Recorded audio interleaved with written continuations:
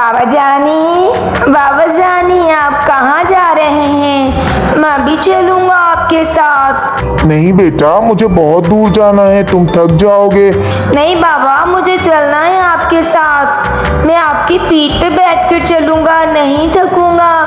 अच्छा भाई, चल दो। फिर वो चला जाता है अपने पापा के साथ और बहुत लंबा सफर तय करने के बाद वापस जंगल आ जाता है। बाबा जानी आप जहाँ भी जाया करें मुझे लेके जाया करें, ऐसे मैं फिर गुम हो जाऊंगा और आपको कभी नहीं मिलूंगा।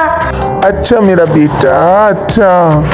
बाबा जानी ये बातें मैं आपको इसलिए कह रहा हूँ कि आप अच्छे से जानते हैं कि अपने जंगल में कुछ दिन पहले हाथी राजा अंकल को कुछ बच्चे गन पॉइंट पर ले गए थे और बहुत जोरी जबरदस्ती उनसे की थी। आखिरकार उन्हें उनके साथ चिड़ियाघर में जाना ही पड़ा और वो चिड़ियाघर में अकेले रह गए। बाबा जानी मुझे बहुत डर लगता है, मैं आपके साथ ही जाया करूँगा। बेटा घबराने की जरूरत नहीं, हाथी राजा अंकल ने भी अब गन का इस्तेमाल करना शुरू कर दिया है।